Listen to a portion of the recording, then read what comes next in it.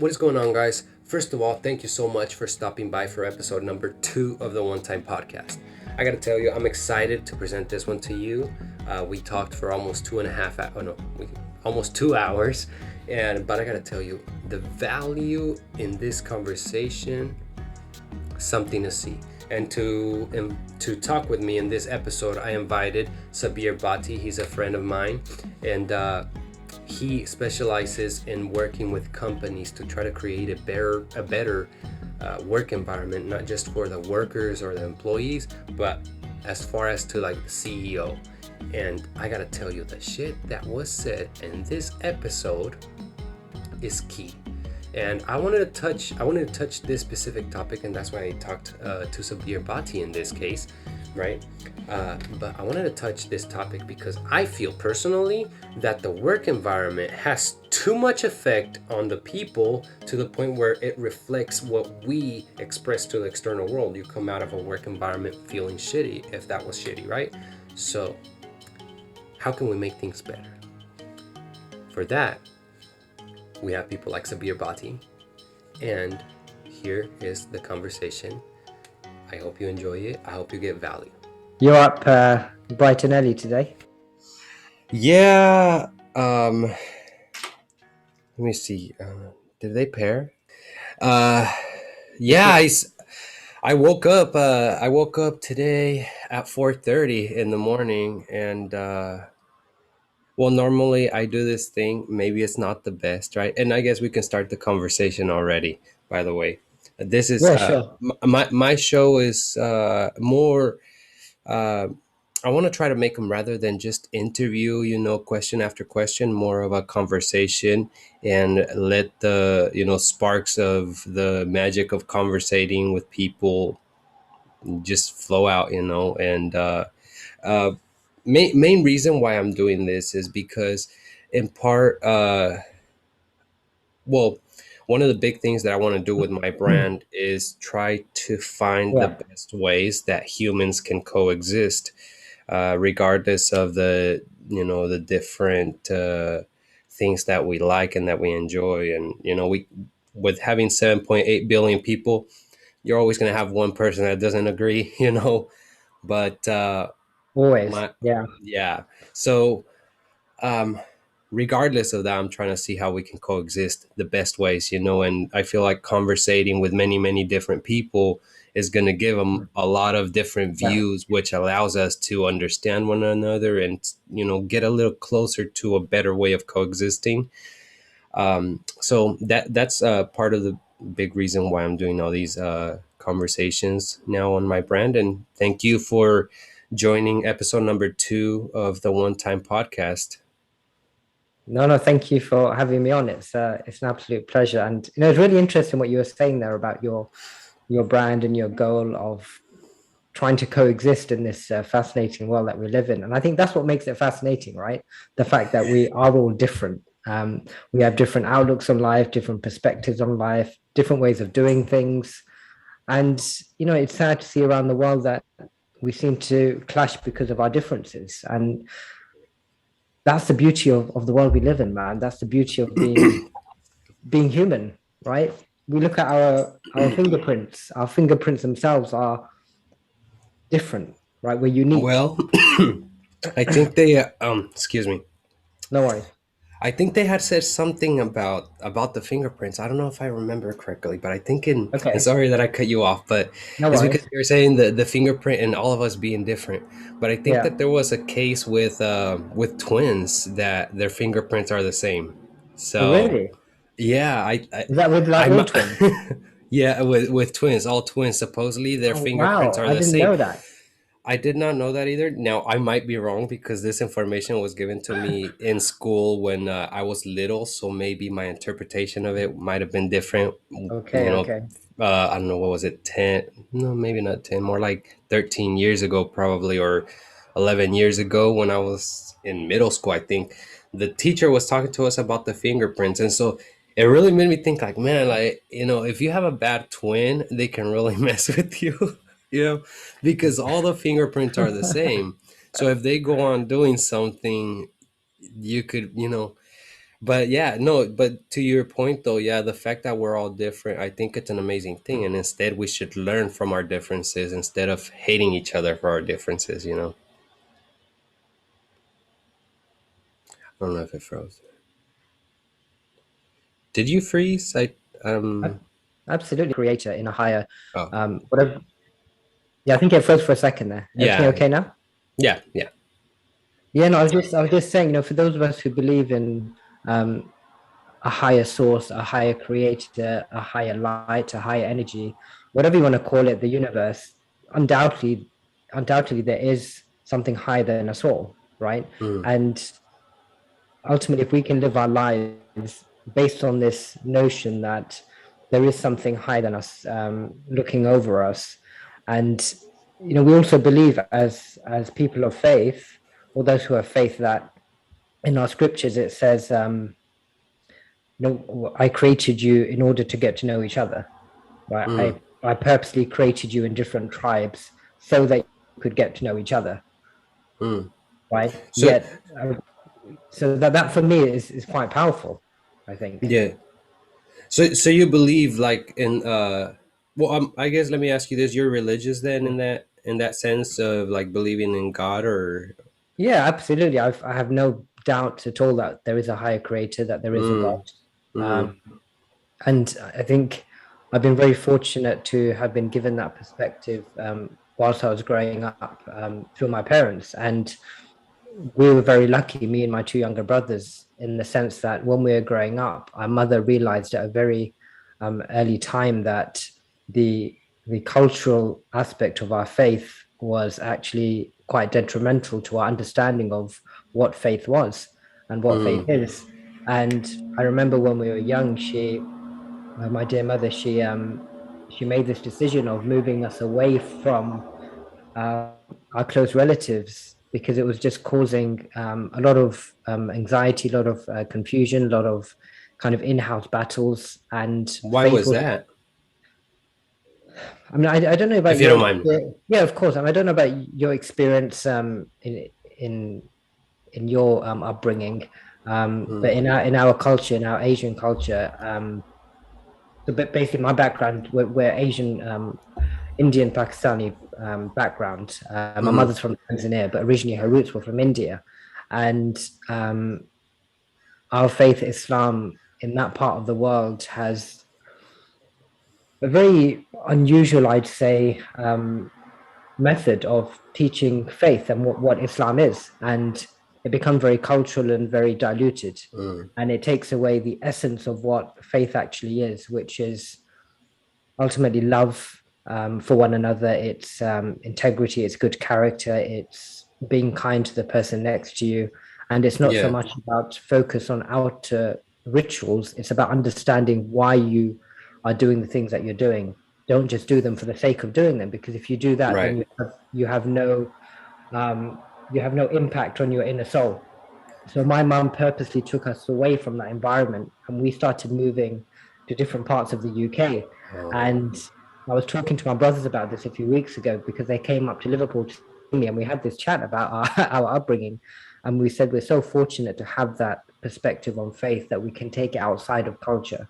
mm-hmm. Um, and that has really allowed us, and it's allowed me certainly, to embrace difference, embrace Yeah, different people, coming back to what you were saying. And my mum, I think, very intentionally exposed us to people of different backgrounds, different faiths from a very young age, and I think that's had a huge impact on us today. well, it should So help yeah, you.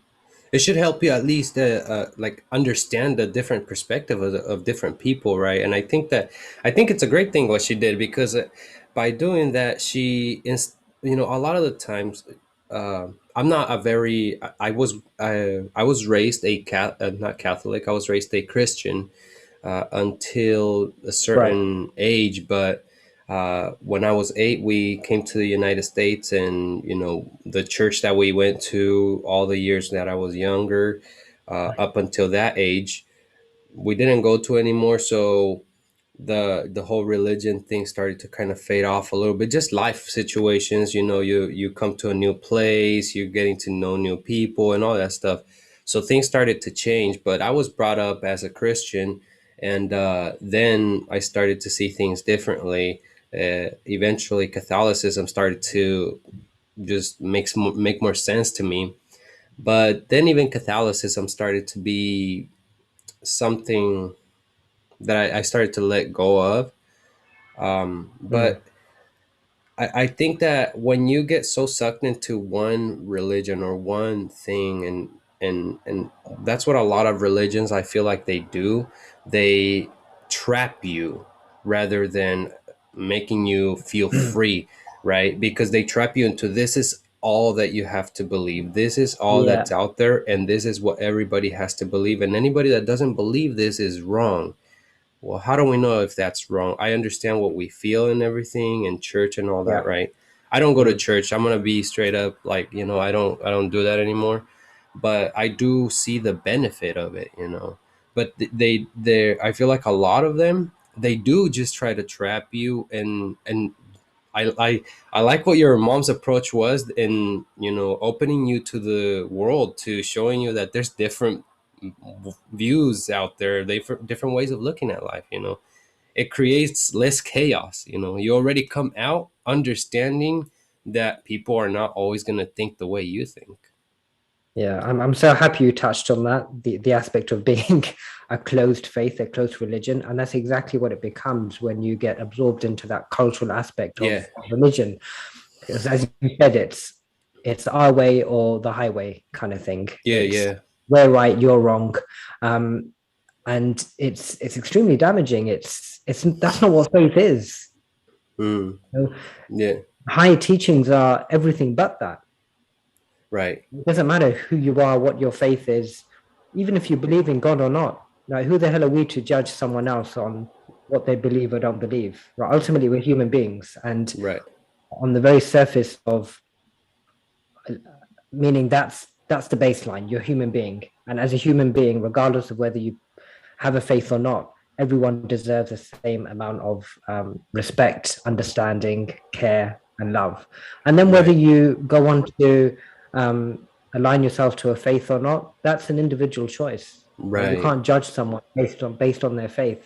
Yeah. Um, but you have your religion, I have my religion.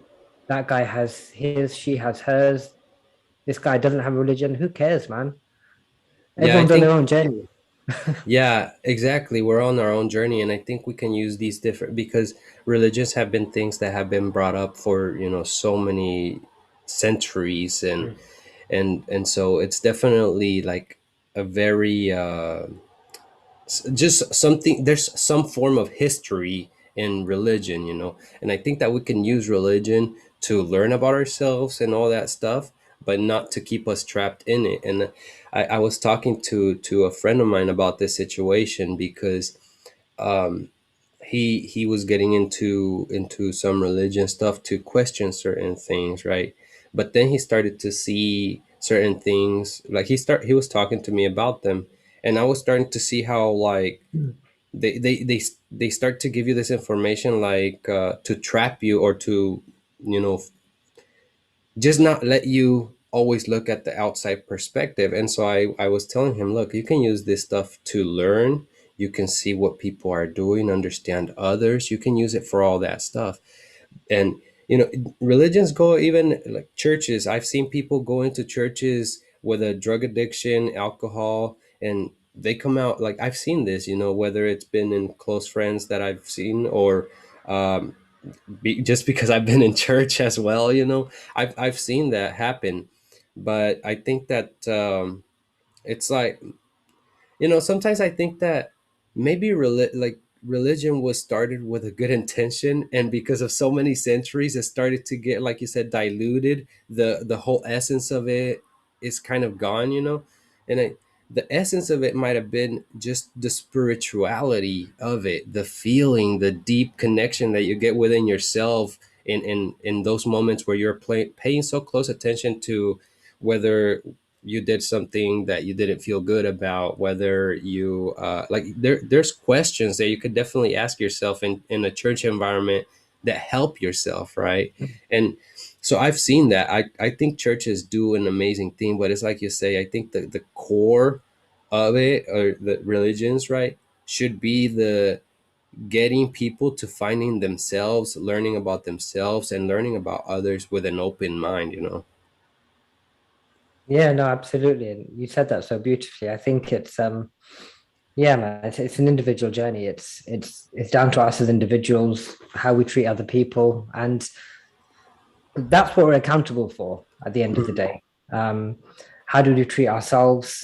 We try our best to look after ourselves, look after our bodies, and did we pay attention and give love and care to the other person, whether that be your husband, your wife, your boyfriend, girlfriend, your brother, sister, Right. mother, father, grandparents, neighbors, friends.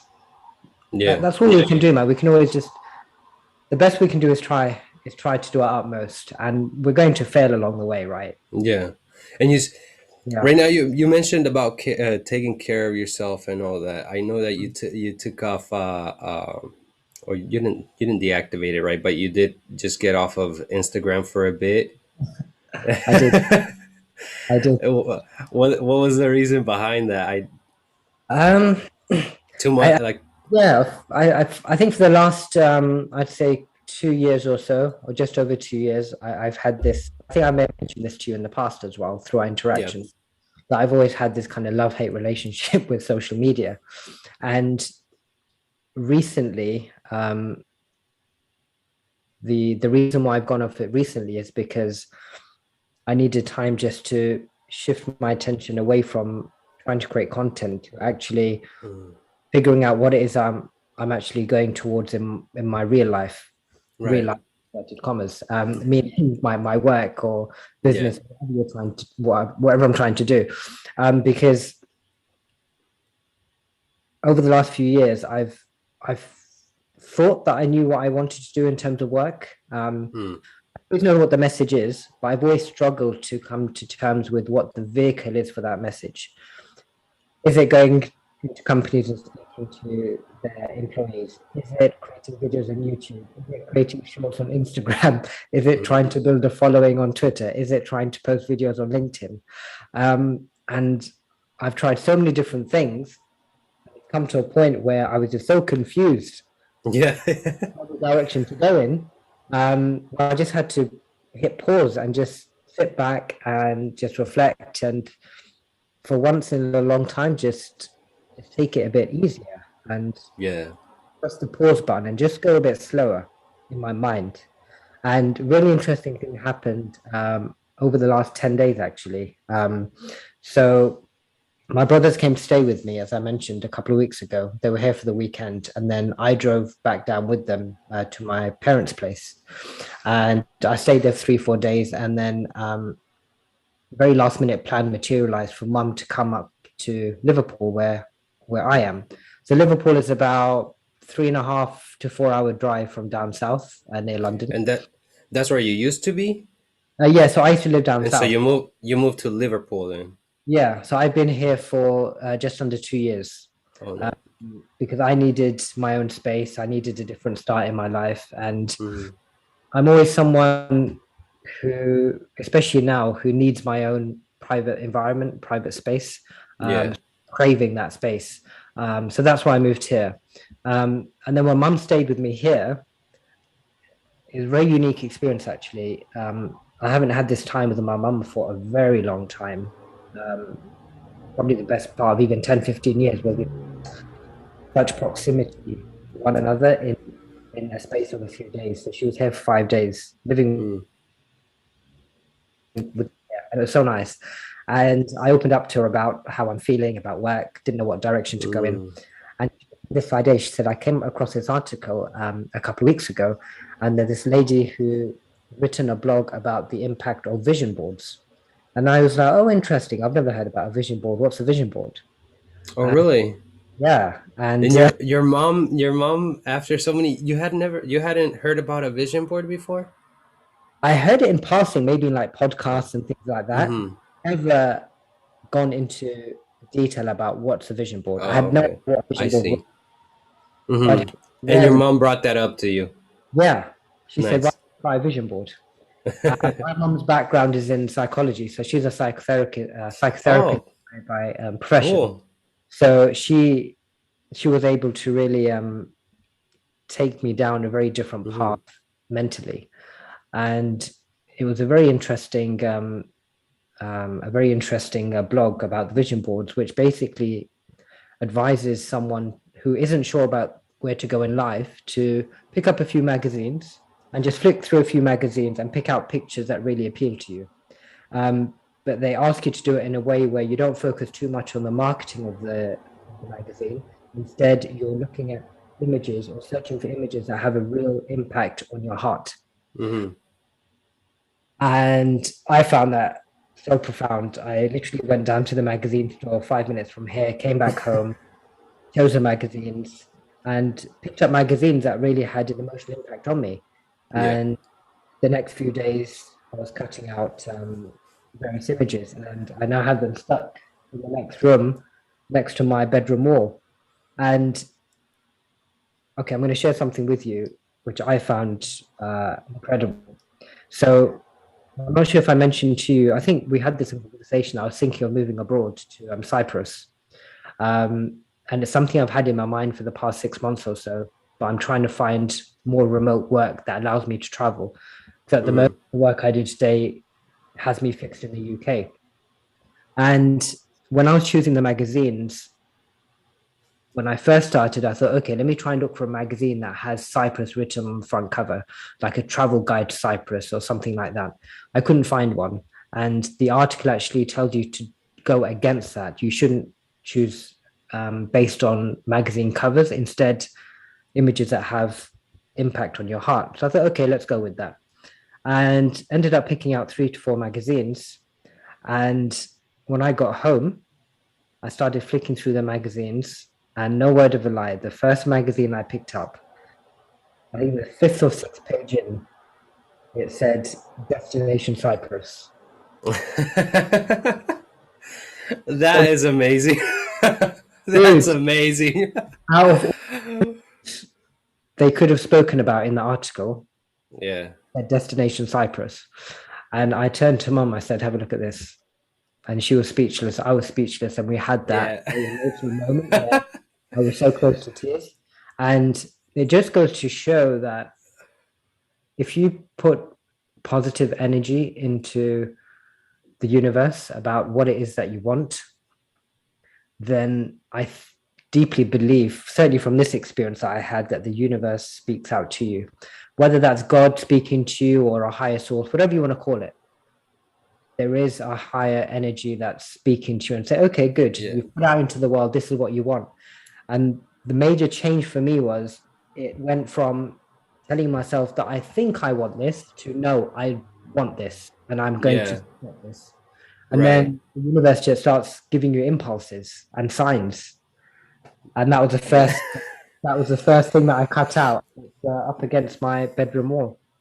man, that the, you know, there there's like some people don't believe in coincidence, right? Some Mm, people don't believe like or like it's could be a miracle or things like that, right? Um I don't know what it is, but sometimes shit just happens at the mm, time that it needs to happen.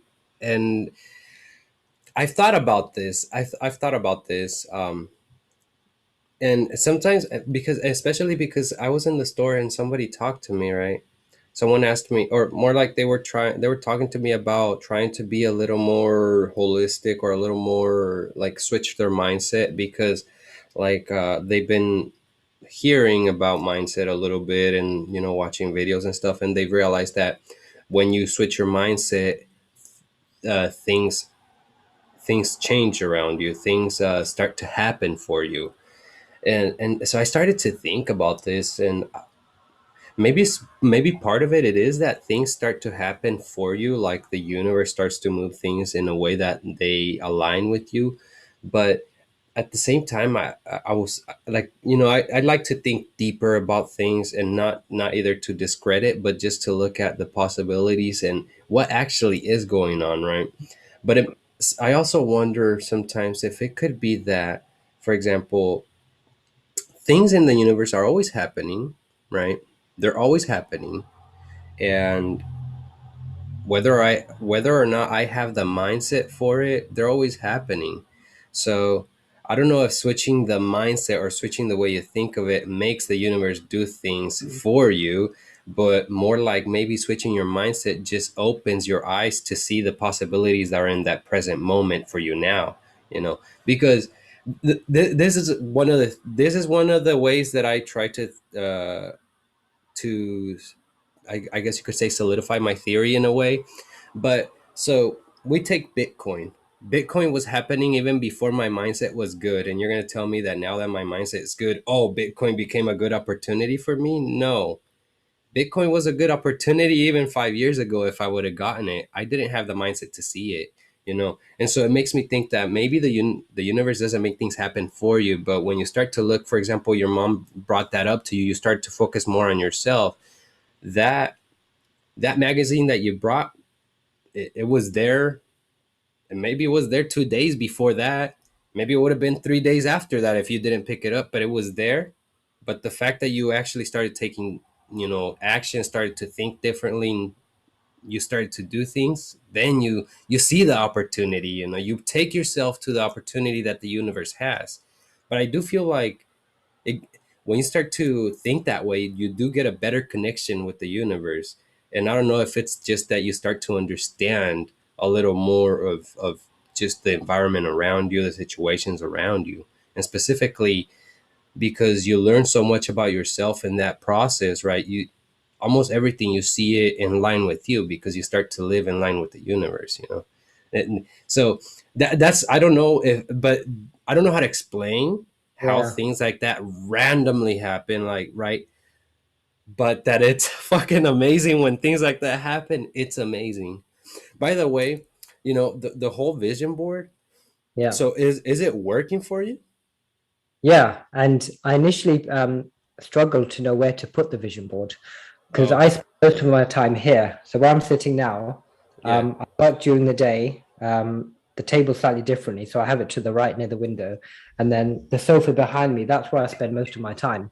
I'm either lying down with the laptop up or sitting up, depending on how I'm feeling. And I thought, Hmm. okay, maybe I should put it up here somewhere behind me. To my right here are two windows, so I can't put them up there. So I thought, let's put them there. But then I wasn't really an eye view of the vision board, so I decided to put it in my bedroom, which is just to the left. So I purposely put it to the side that I sleep the most on, because when I wake up, it's the first thing I So you see. can see it, yeah. But in that article, and if you want, maybe I can WhatsApp it to you if you want, if you're interested. It's written by this woman, and she says it's more impactful Please, not. please do send it to me though. Yeah. Yeah, yeah, I'll send it to you. It's really interesting read. And interesting enough, she said it's important not to have it in a place where you're continuously fixated on the images. So get away from your day to day is better.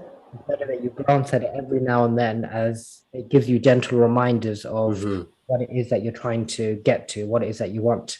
And I found that to be working quite well for me. So every time I wake up in the morning, it's the first thing I see. And sometimes if I glance at it when I'm coming in and out of the apartment, I sometimes glance over it for reminders. Um, so I've got a variety of things on there. So for example, I've got pictures of houses that I like the look of, where I would imagine myself to be in should I move to a place like Cyprus. Um, so you can have anything on there. You can have where you want to live, what kind of woman you want in your life, Yeah. what kind of clothes you want to wear, how you want your ornaments to look in your home. So it's quite incredible. It's quite expansive, and you can put literally anything on there. Yeah. And yeah, and even remote job interviews have started materializing more over the last 10 days for me. Oh, I had nice. an interview in the last 2 months, and then in the last 2 days, I had one 2 days ago, got another email through a couple of days ago, but that one was in the UK, so I'm So not you're sure. just making things happen though, like Why? It is elevating you to get things going, to get more focused. Yeah, I think it comes back to what you were saying a moment ago about maybe it's not so much about the universe bringing it to you, but also you actioning more yourself, Hmm. you fighting harder to get the things that you want.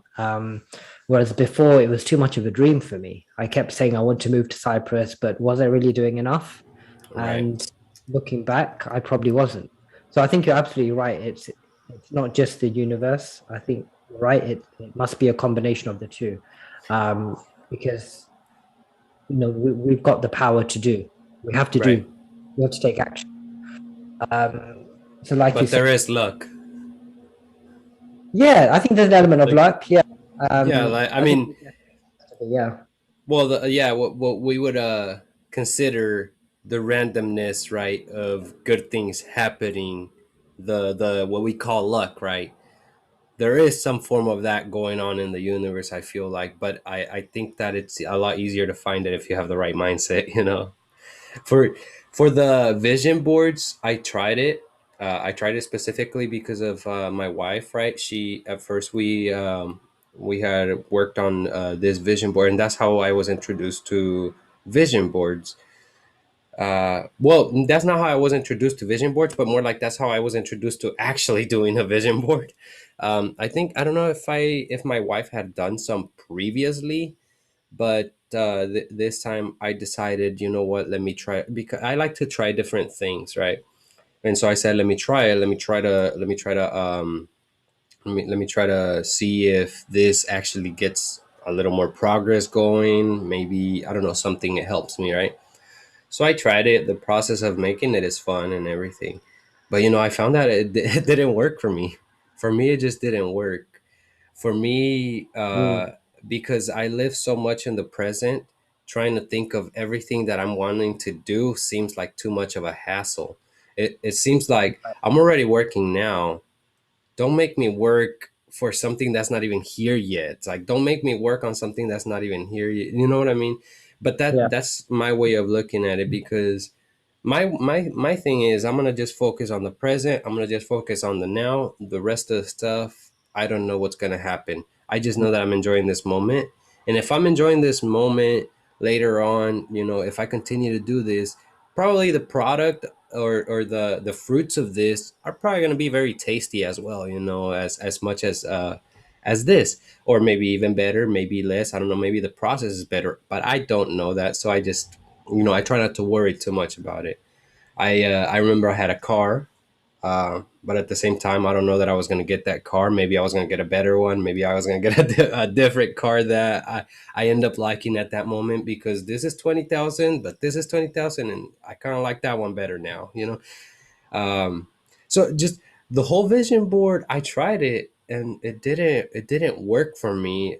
I felt like it was work even looking at it sometimes. I was like, well, now I put that on the vision board, so that means I have to do it. And so just putting it on the whole idea that I have to do it, for me it didn't work. For me it didn't work. It worked for my wife in some situations. It's worked for many people. I see how it works for many people, and I see how reminding yourself mm, of what you're going for can help many people. From I try It didn't work for me. I put it right there, right on the exit. I saw it every day, and I yeah, don't, but I think it could steer you still in the right direction for yourself. yeah. I think it's helped me in the sense of it's. I'm trying to think of the right word. I think it's Keeping you. yeah, it's solidified a lot of my thoughts. Mm, Uh, I've been doing a lot of random thinking, and as I said earlier, it just got so messy where I didn't know what the best thing was to do. So I think the vision board helped me untangle the mess, if that makes sense. yeah, yeah, no, I no, that makes perfect sense. That analogy makes perfect sense. And but I bet you, even in that mess, you probably got some good out of it, didn't you? Oh yeah, yeah. The messy times were also fun. I wouldn't say I was in despair or Mm-hmm. depressed or anything like that. Um, I was still kind of getting along with things, but not how I wanted to. Um, and yeah, and I think that the Cyprus thing, moving abroad, because that's such a big want for me. Out of all the things right now, Right. moving abroad for me is even higher than making my work a success, because Mm-hmm. I know the work will take time, and Yeah. I'm really building on that day by day, week by week, month by month, and that will continue regardless of where I am. But Mm-hmm. but in terms of moving abroad, I've had this yearning to move abroad for quite some time. Yeah, I think because a few years ago, about two and a half years ago, I moved to Malta for about, well, the intention was to move there long term, but I only ended up staying there for just over a month because my work didn't materialize as I'd hoped. So I didn't really get to experience that Mediterranean environment Yeah. long. And I'm at a stage of my life now. I'm at a stage of my life, sorry, now where I can be flexible in the Mm-hmm. Oh, decisions that I want to try and take full use of that. So yeah, the biggest thing on the vision board is the move to Cyprus. mm-hmm. 70% of the vision board is related to moving abroad.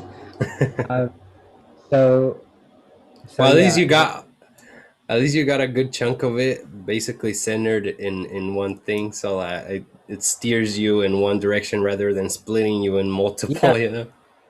yeah, exactly. And I've actually kind of zoned in more on the time of year that I'm going to move, Mm. and um, I've in my mind I've put in October as the month that I'm going to move. Just trying to be a bit more direct with dates Right. instead of saying, oh, at the end of the year or maybe early next year, because that hasn't worked for me, that type Mm. of thing. But I can't move until October because here in the UK, we have to have our second jab for COVID-19 Yeah. before we can travel. So I had my first one 2 weeks ago, got the second jab in September. So I have to wait for that anyway.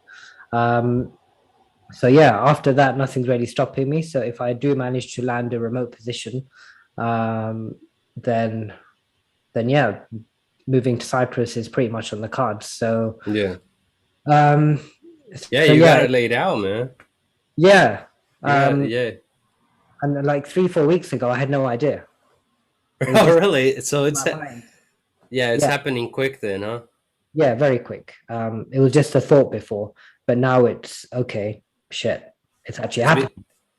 be Yeah, it's becoming a snowball, and that's I think that's what happens when you start to focus just a little bit more on yourself. It seems like you're focusing a little more on yourself now.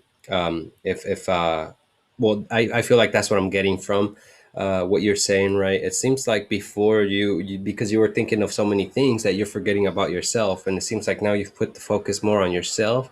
Mm, I found that when that happened for me specifically, right?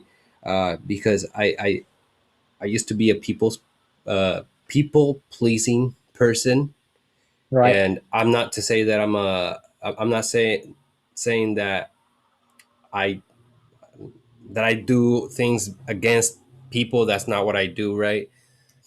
But I was like always trying to just please people, and sometimes I couldn't do something. But guess what? I wanted to please them, so I'm gonna go and do it, and forget everything else that I was feeling, or forget everything else that I was thinking, right?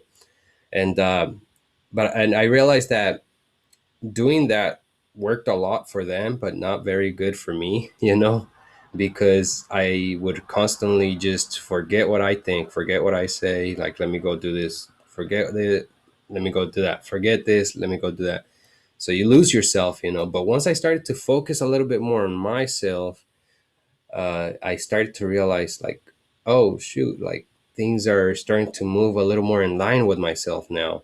Things are feeling much better now, like the things that I'm working on are starting to, like, it's that snowball effect, but with you're the snowball, and it's just adding and adding and adding through life. And it seems like you're in that, like, I mean, 4 weeks and you're about to move to Cyprus, you know. um you're making things happen. You're really getting that snowball I think our going, bro. connection has paused for a moment. Oh yeah. Oh, I see. Can you see me well? Yeah, I can see you now. Okay. Can you hear me well as well? Sorry about that. I don't know. Did I pause as well? Uh, did you pull us out? Yeah, did I pause? I don't. Did you Oh, stop hearing me? yeah. You paused as well. I didn't see Okay. paused on my screen. Yours had paused, and then my Zoom went down and came back up. Sorry about that. Yeah, it was just I have no to worries. do It was the some same. with the edit. Yeah, you have to use those Pro Tools. Yeah. Luckily for me, I've been working and editing for a while, so I can figure out my way around whenever Nice. something happens, like a mistake or something. It's part of the whole snowball. That's it. uh, Yeah, no, it's the same thing.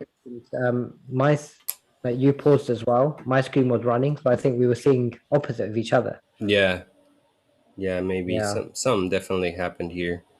I'm working on getting no a worries. studio as well. So you say you want your own space. I'm over here as well trying to work on getting my studio, just because like there's things that I'm trying to do, and I feel like I need a designated space for it. Like I have a podcast that I do with my brother and my cousin. It's an entertainment podcast. We just basically it's what I call it. It's a space to like be absurd, enjoy the Right. absurdism of life. And so we're just silly, do just have fun. But at the end of the show, I like to throw a little philosophy and just talk a little bit of my stuff. So I give myself either 10 minutes to close the show with something that people can take with themselves in their minds, and hopefully do something with it, right? But it's a space with three, so this room, I need to make it better, but I'm just trying to get a new place as well, get a designated spot for it and everything, and have better connection. Yeah. How's the bus project? So The you bus. said you're buying the bus or getting the Yeah, bus, right? yeah, that's it's at the moment we're still building it. I'm trying to get a mechanic as well because it won't turn on right now. Oh, So it's one of and you know I've never seen this many cables before. Like looking at all these wires on the bus, and because I have to remove about 50 pounds of wiring from that the bus already has. But you unplug just one thing and the bus won't turn on anymore. But right. I don't know what's happened. I don't think I did anything to it. I think it might be some kind of issue. So I'm trying to get a mechanic to come and take a look at it. Meanwhile, we're still building, and in fact, we're trying to right now. We're trying to see the solar. They call it the solar system, but it's kind of a funny term just because of the solar system. But to have we're looking for what solar system we want, because we want to have a good amount of power, just for because of the kind of work that I do. Just like you, I need it to be very remote. And so I'm trying to get enough power on there to be able to power all the things that I need, my computers and edit and all that stuff. But it's going very well. It's going really well. You should get a bus and just go to Cyprus and go. That's a good idea. I might just do that. That's so true. So Invest in a bus. yeah. So you say your job, right? So what you want to do is it still the working with companies and helping the work and the what is it, employee? Yeah, so it's helping employees in companies. Yeah. So initially I had thought, okay, the best way to do this would be to continue going into companies and speaking about this message that I had, which is all to do with our own personal excellence, but more importantly, what I call the pursuit of perfection. And for me, and this is from my own experience of how I used to work when I used to be employed working for a TV company in London as well as in retail as well. So that's my main background. in retail, optical retail, and also working as a producer director in television. And I always found myself to work in a very specific way, which tended to be different to a lot of people who I used to work with, in the sense that I always used to work with this idea of how do I want the end project to look like? So whenever I was given a project, whenever I walked into the office, I always started with how would I want the end result to look like? And that over time, over the last few years, since I've been thinking about this message, this project turned into what I call the pursuit of perfection. Because I believe success, certainly in the workplace and outside of the workplace, but I think in the workplace it's so effective, is if you have this vision in your mind of being on a continuous pursuit of perfection, then everything else naturally falls into place. Because when you are aiming for perfection, the very byproduct of that are the things that we crave as employees in workplaces, things such as progression, understanding, respect, career development, promotions, wholesome relationships with colleagues, with managers. And these are all the things that we all strive to get in the workplace, yet we forget to do the bread and butter in the workplace in order to get the things that we crave. So we do it the other way around. We focus too much on people pleasing. We focus too much on trying to get the upper hand on the person next to us, stepping on someone else's toes so that you can gain in the workplace. Backbiting, which is essentially talking negatively about someone when they're not there. And it's the most common thing we see in the workplace, which is incredible. It's known as a pastime. To talk about your colleagues negatively is known as a pastime in the workplace, and it's labeled as office gossip, which gives it this very glamorous picture. But in fact, it's anything but glamorous. It's actually quite distasteful and disgraceful, because imagine how you would feel if you were being talked about negatively. Right. And you come back and they might even look at you like, because everyone was talking about you. Yeah. Treat other people how you would like to be treated, right? That should be a fundamental to how we act, certainly in the workplace. So this turned into this idea of the pursuit of perfection, meaning how close to perfection can you get in the workplace? And for me, a sign of not reaching perfection, the sign of coming close to perfection is when you finish your end result, does the result give you goosebumps? If it doesn't give you goosebumps, for me, the project has failed, because you haven't done enough to give you that feeling of elation when you finish a project which has amazing results. And this is as an employee or as the let's say the manager of the job? So this is anyone in the workplace. Okay. So you can be any employee at any level. So you can be an level employee, you can be an executive, you can be a CEO, whatever your position is. If you adopt this way of working where you're going for the pursuit of perfection, then you will undoubtedly have success in the workplace. 100%. There's absolutely no doubt about that. But the key aspect of this message is you go in this journey of the pursuit of perfection, knowing that perfection itself will never be reached. Right. So you're on this journey of trying to reach perfection. So imagine perfection to be here. From the outset, you have to know that you will never be on par with perfection. Never. Because as human beings, we're not perfect. Yeah. Right. Our very blueprint as human beings is to be imperfect, right? Yeah. So our journey in life, not just in our workplaces, is how close to that state of perfection can we get to? If we can get to that level there where we're within touching distance, then that's where the exhilaration at work comes from. That's where the excitement at work comes from, because nothing else matters when you reach that level. Yeah. It gives you such a feeling of elation that you're just like in awe. You're like, wow, did that just happen? Yeah. Hand on heart, I only experienced that moment probably 2 times in my entire career where I was able to actually, what I thought to be very close to perfection.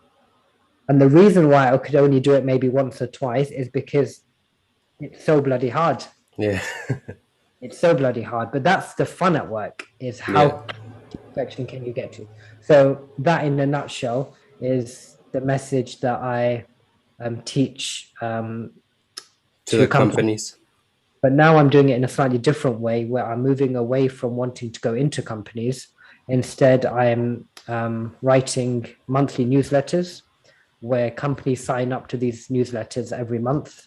So it's a subscription based service. So they sign up to this newsletter that I write every month, which they can then hand out to the employees. And it's cost effective for them because Mm-hmm. it's a fraction of the price of what you would normally pay for a corporate trainer to come into your workplace and offer a seminar or a workshop. Right. Plus, it takes time away from their day-to-day roles because you physically have to give 2 hours for a seminar or a workshop. This way, I send them impactful newsletters every month, and they just send them out through email to their workforce. So Yeah. that latest project that I'm working on at the moment. No, and I mean that's gonna open the door for you to one day have the conversation with them and be there. Probably talking to the company, to the employees, and solidifying the work that you do there, right? Yeah, I Mm. like that. I like the basically what you're saying is aspiring for perfection in the workplace, right? Like knowing that you're not gonna get to be perfect, but just aspire to be perfect. Yeah. In my way of and the things that I'm doing and the whole figuring out what's the best way to coexist. Again, you got 7.8 billion people on this universe. You get one, and that one person will make 1,000 and then 1,000,000 think differently. That's the power of words, of expression, and that's what it does, right? So you're always going to have somebody that doesn't agree. But I think if we can all at least aspire to coexist, right? It's going to be difficult. I don't think that we are all going to be able to coexist 100% with everything.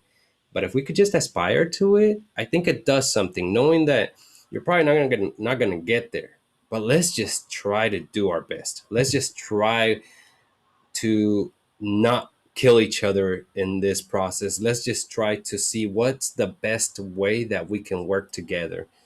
I like Mm. that. I like the aspiring for that. I think it when you if you can get multiple people to aspire that deeply for something, you start to get even a deeper connection with with the people themselves, right? So the you got the CEO maybe aspiring to be the best in something, right?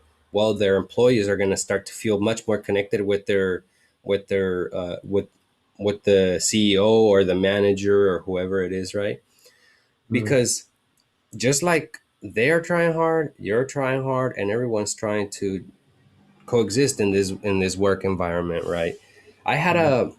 a I wanted to talk to you a little bit about that because I had my last job. In fact, it was a very it's probably the best paid job that I've had, and the worst when it comes to environment. The way they handle. Yeah, you could say, you see, you shouldn't even say the way they handle people because it's not like you're an object, but Yeah. that's the way they make you feel. Like they're just handling you, they're just, demanding from you, telling you what to do.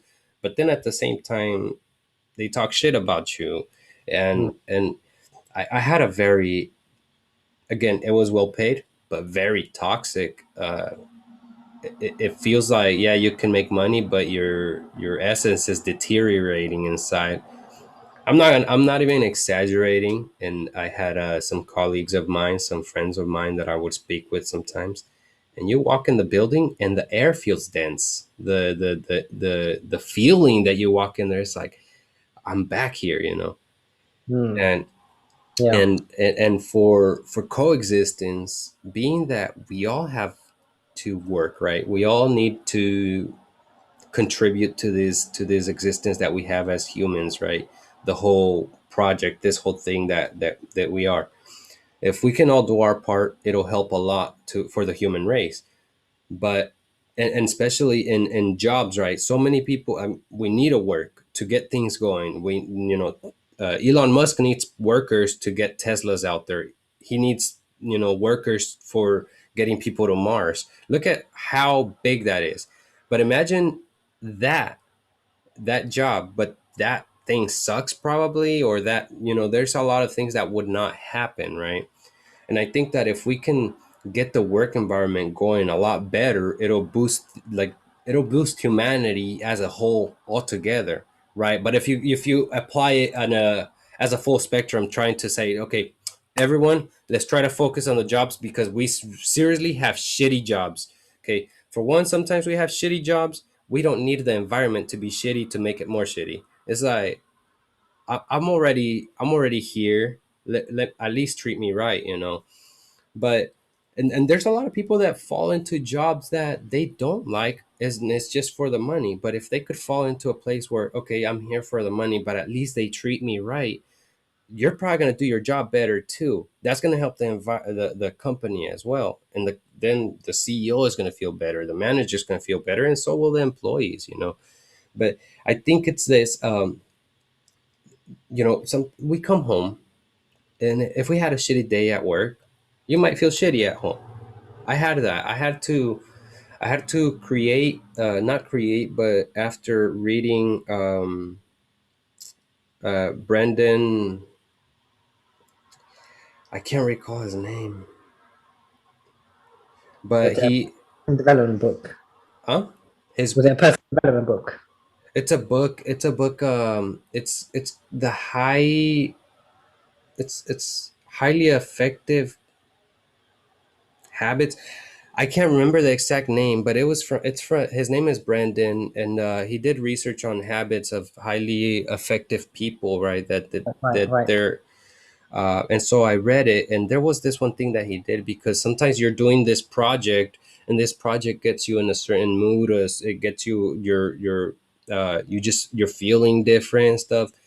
And sometimes you just grab that feeling and you stop doing that activity, but that feeling stays with you. So it goes on to the next thing that you start doing. So what he Yeah, started doing is he started doing this thing so that he wouldn't take that feeling, and it would be like a reset. It would be like a reset type of breathing technique where he would say release, release, release, and that would be releasing all the tension from the past activity, so that going into the next activity it would feel different.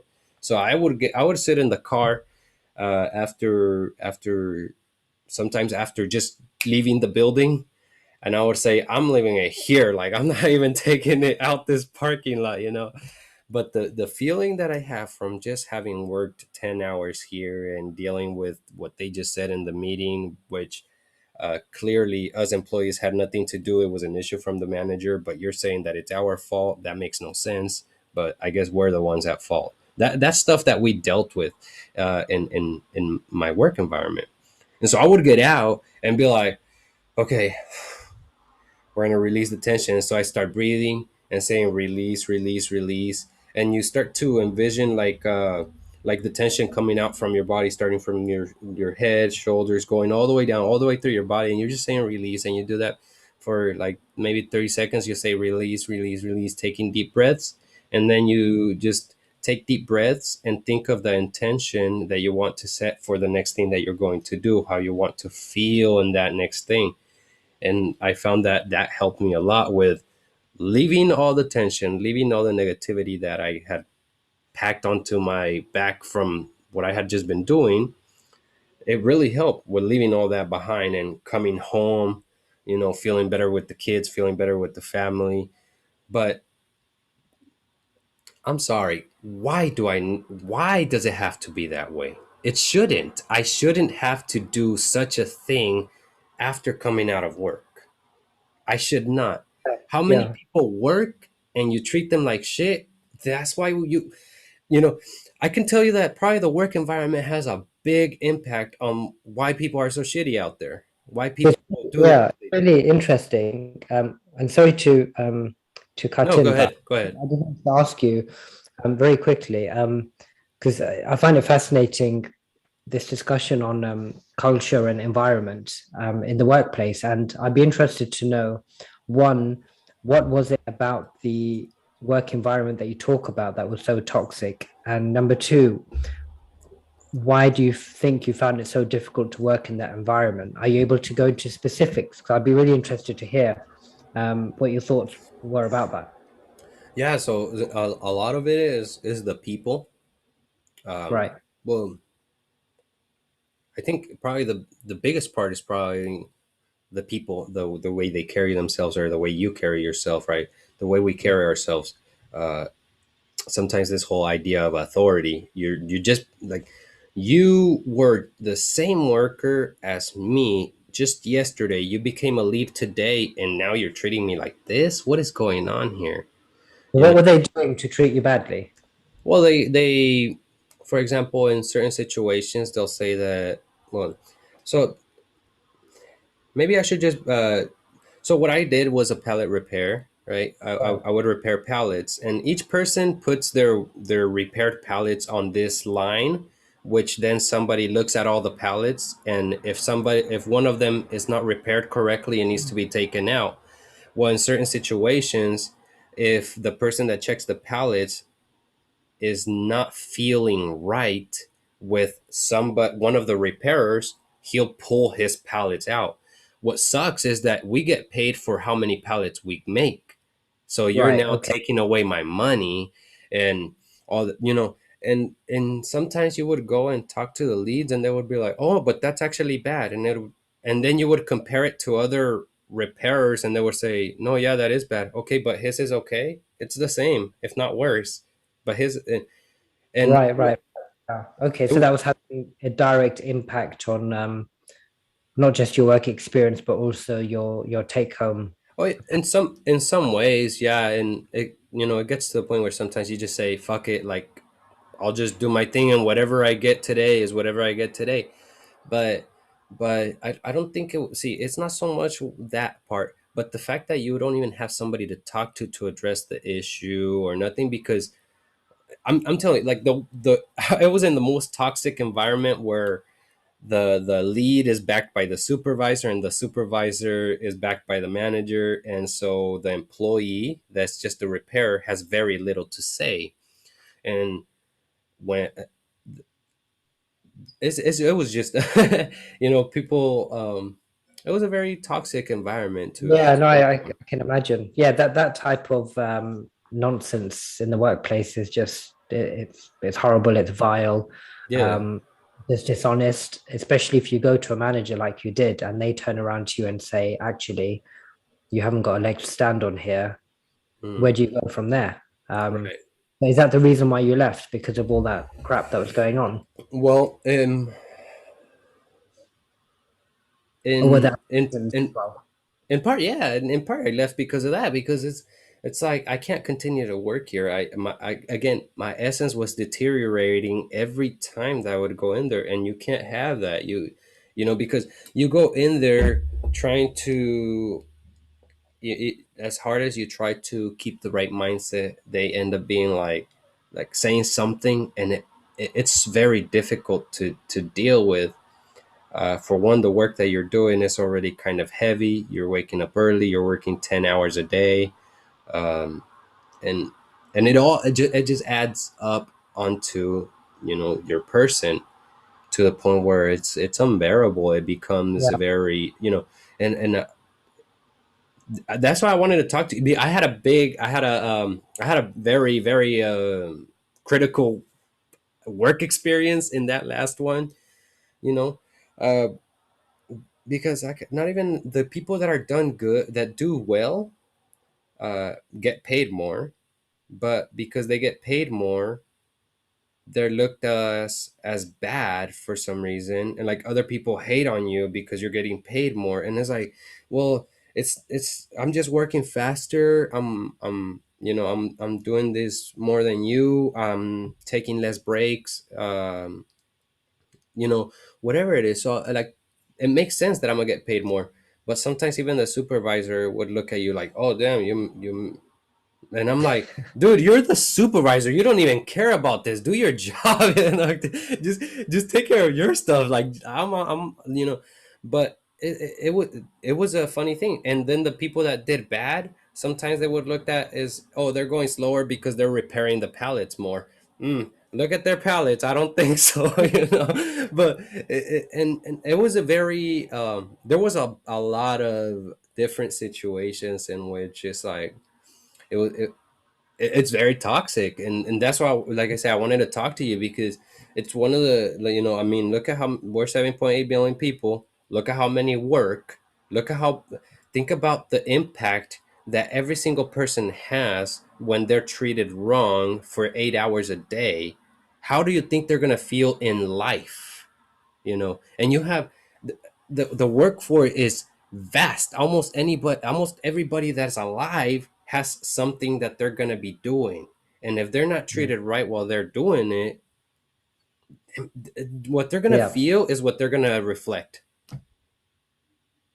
Yeah. So were you one of these? Were you that person who was excelling and doing better than everyone else in terms of how many pallets you were able to complete?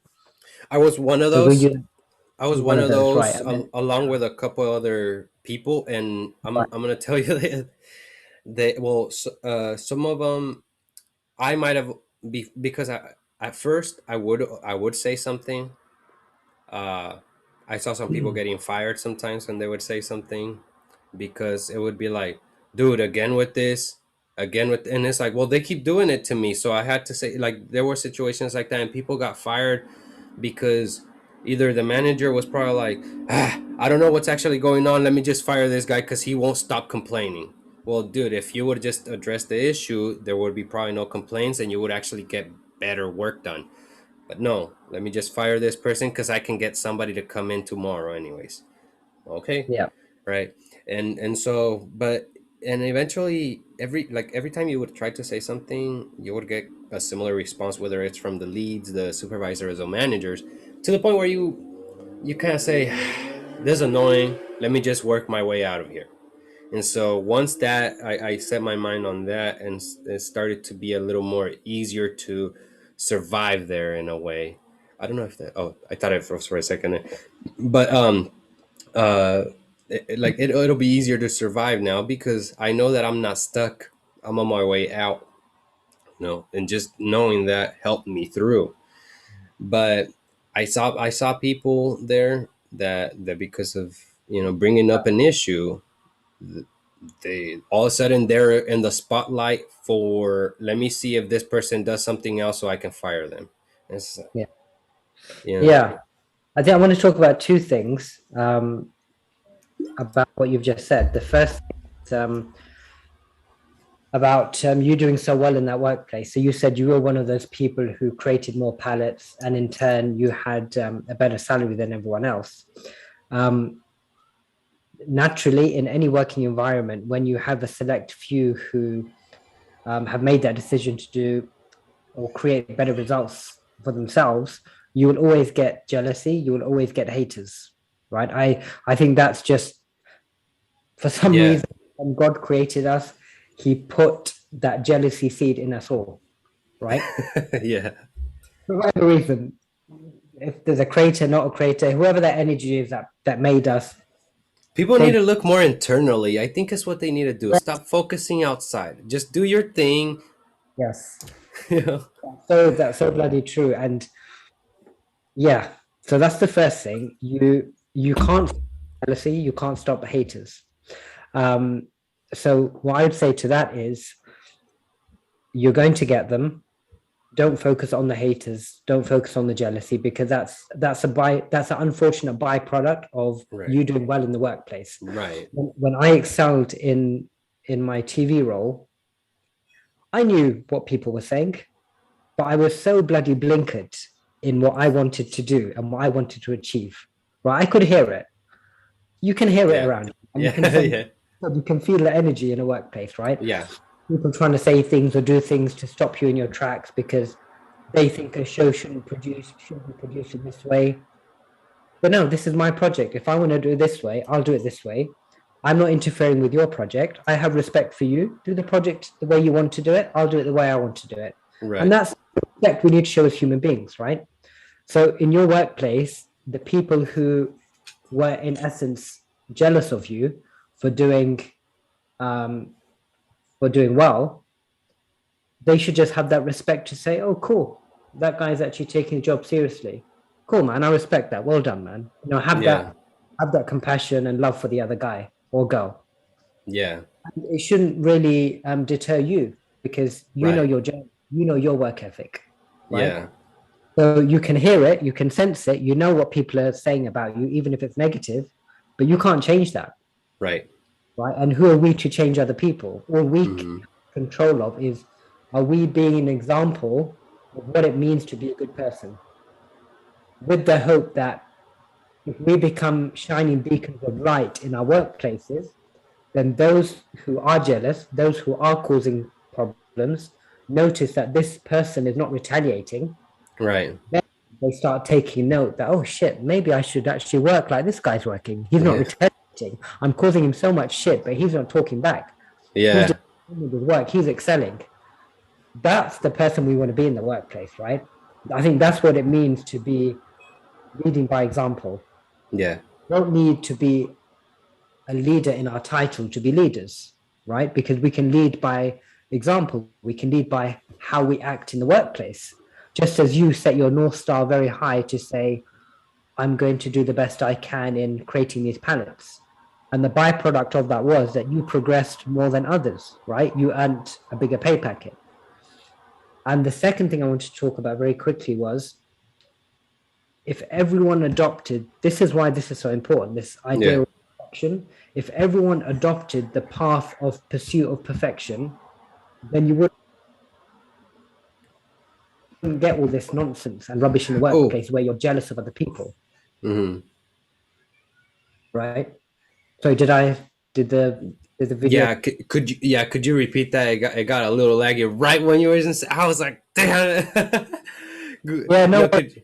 So yeah, the second part I was going to talk about was this idea of the pursuit of perfection, as I was talking about earlier. If everyone in the workplace adopted for themselves this path of I want to be on the pursuit of perfection, then you have no other choice but not to get involved in things like office gossip, in jealousy, in looking down on other people, because you can't. Hmm. The pursuit Right. of perfection doesn't give you the tools to be jealous. It doesn't give you the tools to cause shit for other people. It doesn't give you the tools to backbite.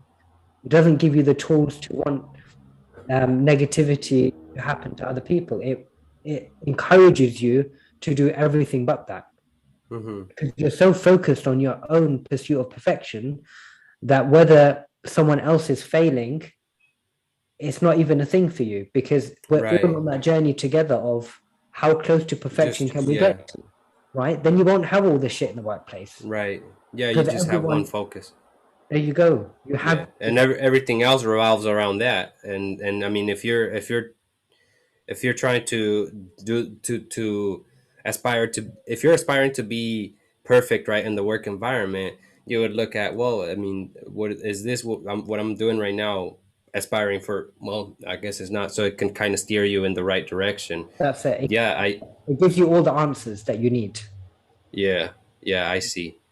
Man, that is very powerful because, like I said, I just think that the work environment has a lot to do with with what we do outside of work. I think it has a big impact on how we feel, on who we feel that we are, because sometimes just going into a work environment can make you feel like if they say something, then that's who you are, right? Because they're the manager and you made a mistake, and so therefore you're an idiot. And it's like, no, I made a mistake. I'm not necessarily an idiot. I just simply made a mistake. But sometimes a lot of people, especially, like, there's a lot of people that maybe don't necessarily have the mindset to say, fuck you, I know you're just hating, right? And that goes into people's minds easily. The mind is like a sponge, your brain is like a sponge, and you take a lot of things in, right? Not everybody's able to say, okay, I'm gonna do a little thing so that I don't take these feelings from work into the house. Not everybody can say that. So if we could just try to make it better, it'll like make the core, the center of the issue better. The other stuff it's just gonna help it out a lot more.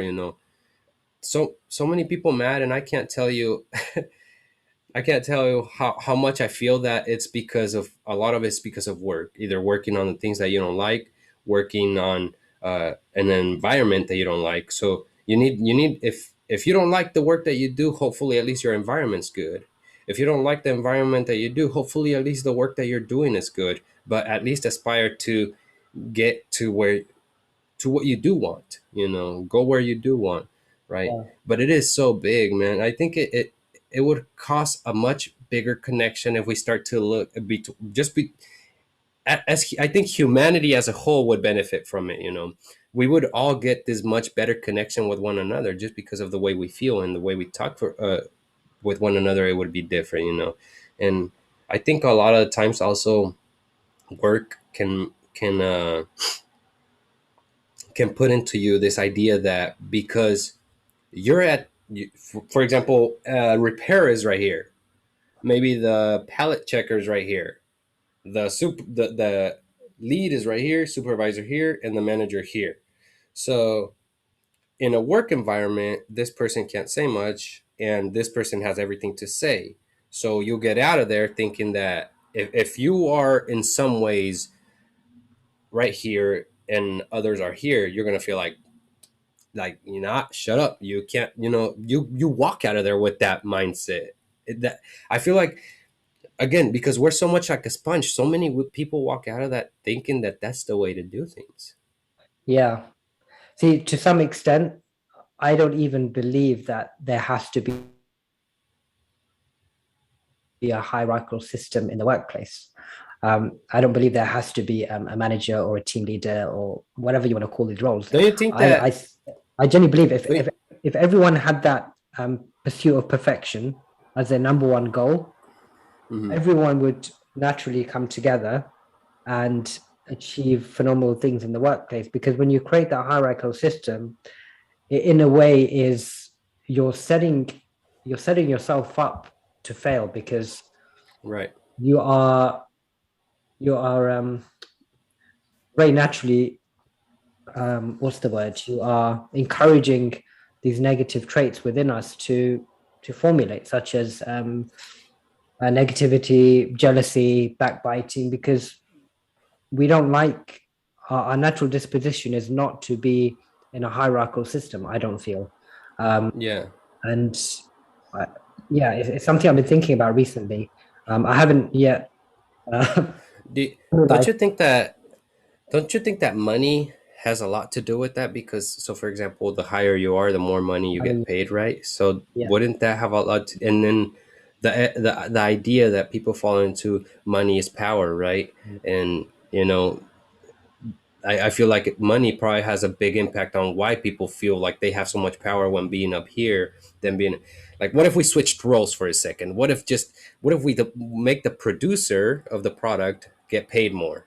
mm, How would we look at the hierarchy in the workplace in that sense, right? yeah, I think probably money has a big impact, but how do you switch that? You can't switch that because, I mean, if you're the CEO, you probably did something to get to be the CEO, so you can't, but I think we need to just really work on the way we think about the workplace, and I think you're doing a great job. And I'm glad that there's somebody like you out there working for something like this, because it has very, very big impact on the world overall and the way people carry themselves. I feel like, I mean, I've done the math, and I think it's something like the time that you spend at work is, I don't know if it's like 30% of your life. Now imagine, like, say, let's reword it. Let's say, hey, are you willing to spend 30% of your life feeling shitty? Ah, well, damn, I don't know. That's almost half, man. you know, yeah. Well, let's start to switch things. I'm fascinated by your work and what you're doing. And I'm glad that things are going more in that direction. yeah, And it, yeah, it, no, it really yeah. helps, even for. Go ahead. No, sorry, I was just going to say you hit the nail on the head when um, you said the line, it's about carrying yourself. And that's exactly what the pursuit of perfection is. It's how do you want to carry yourself? How much do you mean to yourself? what kind of representations you want to give, not to other people, but to Right. yourself. We have to turn the tables in the workplace and impress ourselves. If you want to impress others, you impress yourself first. Yeah, at the moment, we do it the other way around. We step into the workplace wanting to please a manager because we want to be noticed, we want to get that promotion. No, promotions and recognition is a byproduct of the pursuit of perfection. Because the pursuit of perfection leads to inspiring results. Inspiring results lead to promotions. People pleasing doesn't lead to promotions. Sucking up to your manager is not going to get you anywhere, right? It might get you Yeah. into their good books of whatever good books means. What does that even mean? Who cares? Why do you want to be in someone's good books? It's a professional Right. relationship, right? Yeah. You don't need to be in anyone's good books. You just want to go into the workplace and deliver bloody good results, amazing results. And you can only do that by adopting the path of the pursuit of perfection. And as you probably heard, this word company culture has been bandied about so many times over the last few years, Mm. but nobody knows what this company culture is all about. What does it mean? We seem to think that having a coffee station and some biscuits at a workplace is good company culture. We think that having once a month meetings with your boss is company culture. No, it's not. I Right. I probably couldn't count on one hand how many meetings I had with my manager in the space of 6 years. Hardly any. Why? Yeah. Because I was on this pursuit of perfection. When you're on that pursuit of perfection, you don't need someone to lead you because you're leading yourself. You Right. automatically get put on that track of progression because you're continuously, as we said earlier, flirting with perfection. And perfection Yeah. forces you to get on the straight and narrow.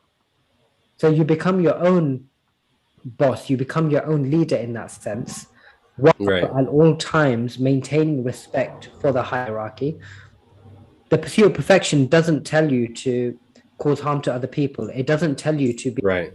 horrible to your bosses. In fact, it teaches you to be of good character, of integrity. So that is taken care of. But it's Right. about what it brings to you as an individual in the workplace. And as I said earlier, all the things that we crave in the workplace will come to us very naturally. I was given promotions without asking for them. I was the most traveled producer in the 5 years that I was with the company. Why? Because not because I asked to go abroad to work on projects, but because they saw the results of my pursuit of perfection. Mm-hmm. They trusted that I would get the job done to an exceptional standard. That's why I was given the opportunity, Yeah. because all of us can adopt this pursuit of perfection mentality in the workplace. We benefit as employees, and companies benefit. They they have to benefit. It's a byproduct. Right. They will attract more clients because the employees are producing amazing results. Right. How do you think that, because I mean things are moving quick in the tech industry, and so I mean in a couple of my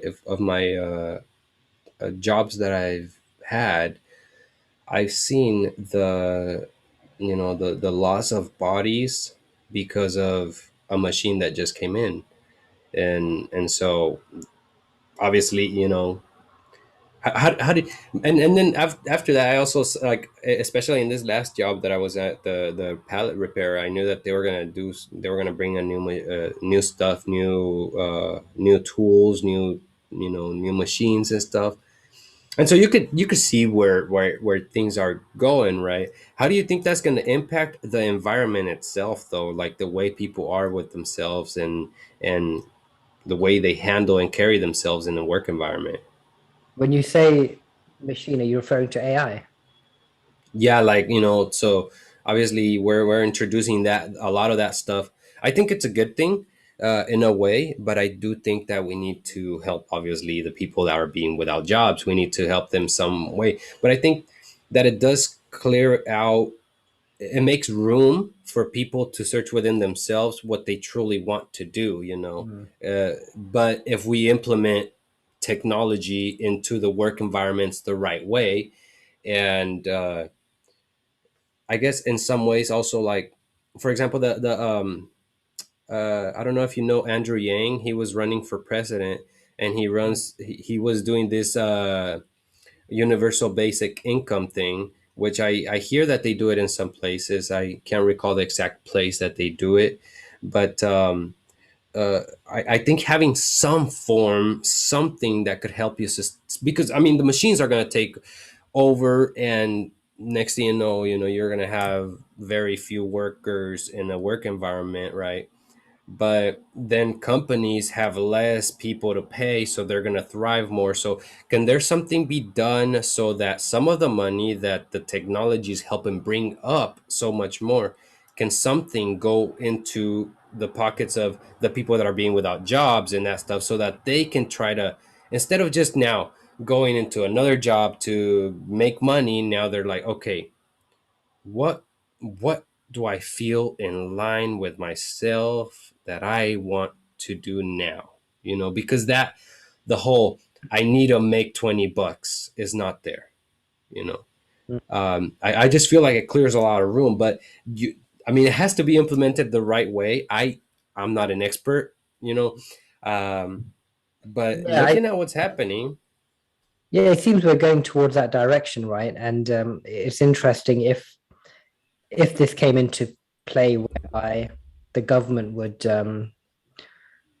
roll out funds or income for people They'd have to, for right? jobs. They'd have to inevitably, but I wonder what impact this would have on the human being, Right. not to have something to do. Because as human beings, we need to do things that we find meaning in, right? We want to do things that have purpose and meaning. Right. And sitting at home and watching Netflix all day is not really as Yeah. now. There's only so much I to watch, so I don't know. It's not something. I think they're gonna get bored. Yeah, You know, you're gonna get bored, but I think boredom. It's like I tell my son sometimes, let yourself be bored, because like I found out, like, you know, in listening to podcasts and all that stuff. I try to listen mainly or mostly to podcasts that give me some form of information that helps me, right? And somewhere I heard about the well, like the whole being bored and letting yourself be bored sometimes. So like, instead of saying I'm bored, let me get my phone and watch a video. I'm bored, let me go and find something in the fridge. I'm bored, and it's like, okay, just sit with your boredom just for a little bit. Just sit with your boredom. I tell my son, and he hates it. I tell I tell him, and he's like, I don't want, like, it's boring. I'm like, okay, just sit there and be bored for a little bit, because you don't get that now, right? So I think that, I mean, yeah, they can go home and watch Netflix, and they'll watch Netflix maybe month after month, and I think they're gonna reach a point where they're gonna like, I don't like this is like, I want to do something, you know. I just think that I feel like we're going to be forced to look inside ourselves, you know, because for one, like you say, you don't have much to do, so you can't distract your mind from looking within. You don't, you already looked at all the shows on Netflix because you don't work and the government gives you $1,000 a month, right? So it's like, man, I have nothing to watch either. It's like, I yeah. gotta, I think it's gonna be forced, is what I feel like, in some ways, to some people. I think financially, um, this is my thinking anyway. I may be wrong. I may be completely wrong, but I think if governments around the world, if AI takes over and governments around the world support their citizens, it will bring a lot of people together on very similar salaries. And I don't imagine governments to be giving a salary to people that would accommodate an exuberant lifestyle. So Right. No. regular holidays, days out, Right. very restrictive. So, with that being said, if that is the case, then what would that do for our mental state? If we're only given enough to survive, I right? think that would give you the opportunity to put the other side. Right, like, It's like the aspiring for perfection, right? Yeah. As if the government is going to try to do that, okay, the government's going to do that, but obviously I understand that they're not going to freaking sustain my, my $400,000 home here. That's not what they're doing, but they are going to help me at least stay alive, and from there Yeah. on, and maintain myself, and from there on I can add on to that, but at least I'm not at a level where I'm like hating my life because I can't make a buck, and so Yeah. So do you think it will we need, push people towards self-employment? I'm sorry. You think it will push people more towards thinking about self-employment? Not necessarily self-employment. For some, yeah. For many, of course, it's going to be self-employment. Yeah. But I think that there are many people that are out there that actually want to be a nurse. There are people out there that actually want to be doing something, right? Or some people out there that, yeah, maybe the job is not the best, but I like the environment here, right? So I'm going to work here. I just think it gives you more room to think clearly on where you want to be, who you are, what you want that's in line with yourself. I think it gives room for that. A lot of the times, just because you like, I was talking about this with on Clubhouse, actually, with with this group that they're like on 24/7. So sometimes I go in there and they're talking like they have so many different topics there, but I did it because I speak Spanish and I want my Spanish to develop, and that's a Spanish group. So I started joining them and speaking a little more to develop my Spanish a little more, because eventually I want to speak to Spanish people as well and get different perspectives, because sometimes just the language can make it sound different or feel different or something, and the culture can be different from different environments, and so I want to be able to communicate to multiple people, right? So I was talking to them, and they were talking about books, and they were talking about this idea that you should not, like, just because you don't have $20 to buy a book should not be kept from your hands, you know. But for some people, it's that you can't even buy a book, because your dollars are so tight, and it's like, really, even like just a book? Come on now.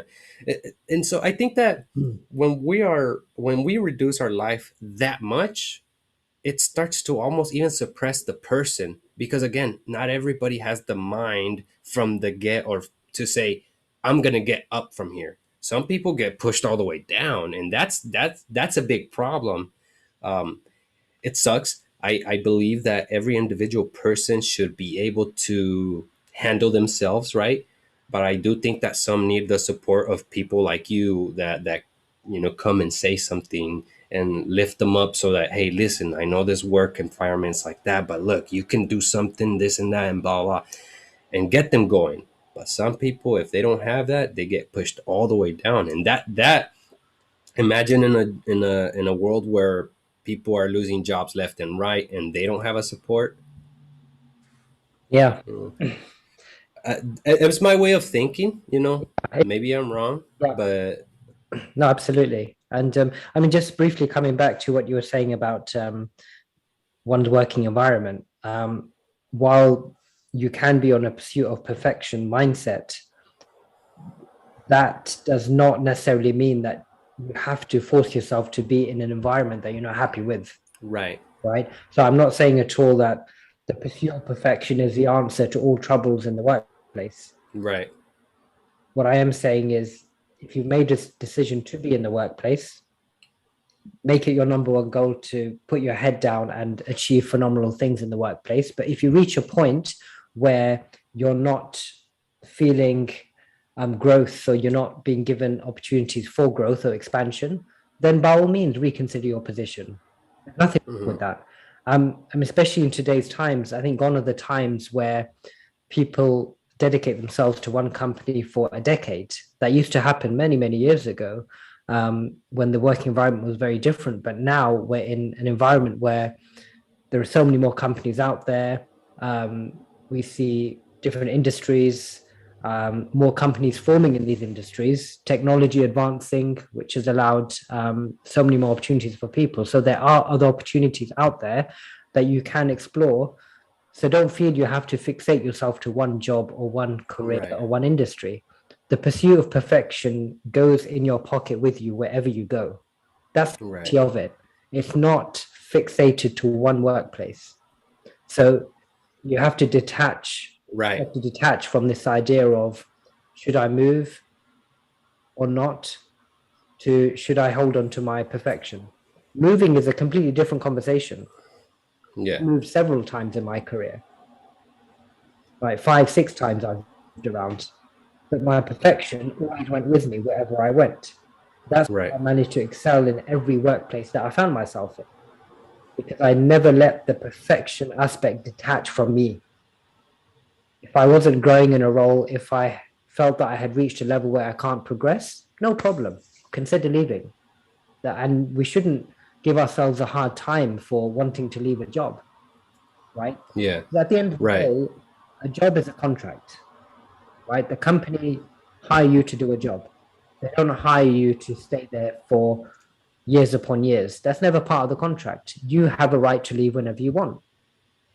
But I also think it is key when you do leave on good terms. Mm-hmm. Not conducive to yourself to leave on bad terms. Even if somebody's treated you badly, you hand in your resignation, say thank you for the experience, and you leave. That's absolutely Right. right. So what I would say is whatever job you find yourself in, whatever path your career leads you towards, take perfection with you wherever you go, because that will be your best friend. That will be your shining star, and Yeah. be your guide wherever you go. And you will be given opportunities in workplaces if you can be that shining beacon, be that shining example. However, I would also say that even if you are the shining example, there can be some toxic workplaces that, even through perfection, still make it difficult for you to work in. Mm-hmm. Coming back to what you were saying earlier about your own experience in the workplace, you were showing your example of perfection, Right. yet Yeah. the environment was still so bad that it made it difficult for you to be in that environment. So you are absolutely right to leave that job, right? You shouldn't give Yeah. a hard time for that. Um, but carry that perfection with you wherever you go. Yeah. Yeah. No, I agree with that. Carrying that aspiration, right, to be better. Yeah. I'm big on that. Just simply aspiring. For my what I'm trying to do and getting people to try to find a better way to coexist, and that if we aspire, if more of us aspire to that, right? I don't say we have to do it, but if we could just try, just it's just hard. It's hard to get everybody on the same page. In my work environment, I had came up with this solution so that there wouldn't be so many issues with the who gets paid more, or not who gets paid more, but more like who gets to make more, because the way the work is set up right there, sometimes if one person puts pallets on the line, the people behind get locked, because you have to lock the line so that pallets don't come down and you can put your pallets, right? So I had created a system so that it's more fair, and it's literally left to who works harder. And we all agreed in my shift, we all agreed for some time, just for some time. That was it, and it worked perfectly. It's funny because some people were making a lot less money, and the people that were making less money made more with that system, and the people that were making good money already, they were they were getting paid either the same, if not, better, or if probably maybe a couple bucks less, right? But it made it to a point where it was the system was more fair. And, well, just one person started to go the other way, and and the other people start following, and then the system went down, and I was like, what the hell?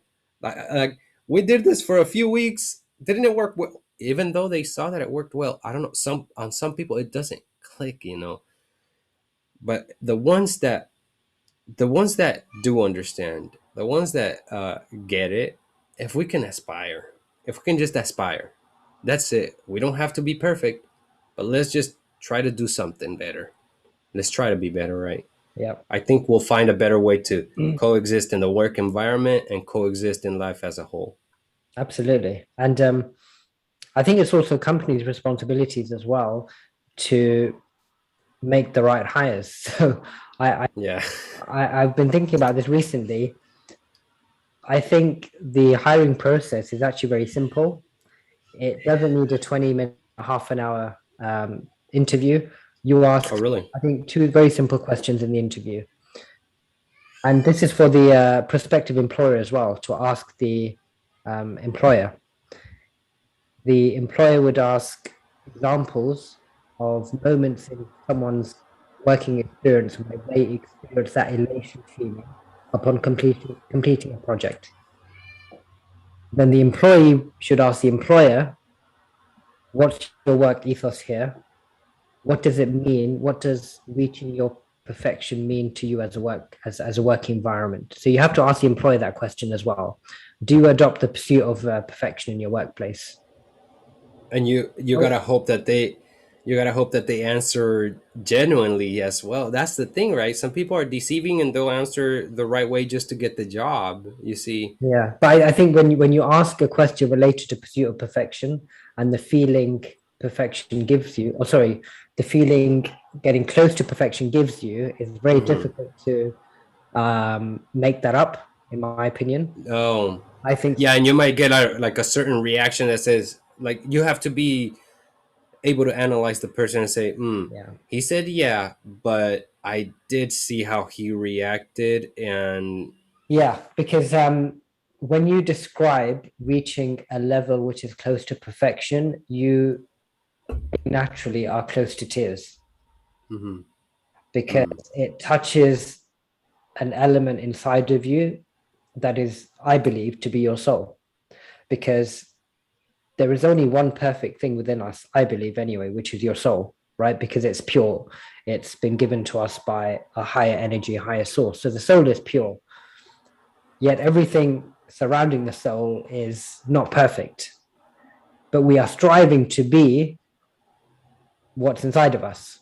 But we'll right. never get there because when we pass from this world, we detach from the pureness inside of us, which is the soul, right? So I think Mhm. there's a deeper meaning of this idea of striving towards perfection is because it's already inside of us. So it's a close cousin to us. We don't know it. We know it's there, but we don't know it fully. So that's why we'll never reach perfection in the workplace. Perfection is unattainable. So when Yeah, yeah, someone perfection, they will become close to tears because it's talking about something that's very deep inside of us, right? yeah, yeah. I see what you mean, and yeah, the right. Given that we are so imperfect, and I think we see how we can't like nobody in this world I think could say yeah, I'm perfect. Like I think if anything, most people say, dude, I'm not perfect. Like that's the thing that you hear, Yeah. and I think that that's probably one of the most genuine things that human beings say. To be honest, now that I think about it, whether you're perfect or not, it's kind of like you could ask anybody about, hey, are you perfect? And I think everybody would say no. That's very, very true, man. We've done close to 2 hours here, I'm and curious. I Oh, wow. I think we're yeah, and I've had very much fun, and it was really a pleasure conversating with you. Definitely, you are more than welcome to come back. I really enjoy conversating. Yeah, Um, but likewise, likewise. and your message, man. I really wanted to I wanted to talk about that a little bit because again, the impact that work has on the people, it really reflects when they're outside their job. And I think like the work that you're doing is really amazing because you're helping from a you want to help the core of certain issues, right? And I think that our work does really have a big impact. Our job does really have a big impact on what is going on out here in society. If everybody could say, man, I love where I work, I think that you could see a difference in the way people carry themselves. So I really appreciate the work that you're doing, man. Good luck to everything that you're doing. And again, thank you for the interview. Thank you for the conversation. No, man, pleasure was all mine. Thank you for inviting me on. I know you're doing some amazing work with your own work, with your podcast, this podcast, your social media. And I know I've said this to you before as well. Your messages come across really well. It's a very unique delivery style that you Thank you. have. So, yeah, thank you once again. Keep up the good work. And I have no doubt that we'll continue to stay in touch. And yeah, thank you again, and have a good weekend. Yeah, you too. And before we disconnect here, if you want to just give your social medias for anybody that wants to reach you. I think I saw that you were on Clubhouse. You left Instagram, but you're on Clubhouse, or is No, that no, you're I'm not not? on Clubhouse. Or No. oh, maybe it Unless just it's made with me, my name. or maybe oh, maybe it showed me like to send you an invite to Clubhouse or something. No, But I mean, my, it's very different. yeah, my brother sent me an invite about a month ago. Oh, I've never joined. I don't have a Clubhouse account. A lot of oh people no. are talking about it, but I'm in that zone at the moment where I'm just considering this whole Yeah. social media. But yeah, I may start posting again on maybe Twitter because I haven't really done Twitter much. So Okay. if people want to follow, I'll be doing some more messaging in relation to pursuit of perfection. And the handle for Twitter is I am, and then my full name, Sabir Bhatti, SabirBhatti. It's the same handle in Instagram. I am Sabir Bhatti, although I'm not really posting much on there at the moment. So yeah, I would say Twitter's Okay. probably the one that I'll be focusing on more. Cool. And all the links are going to be down at the bottom, anyways, for the people also to check it out. Again, thank you, Sabir, and I'll be talking to you again soon. I'm sure, if not through DMs or something. Yep. But yeah, and I really appreciate your time. Well, pleasure's been all mine, man. Thank you once again. Take care. Bye. You too. Bye. Bye.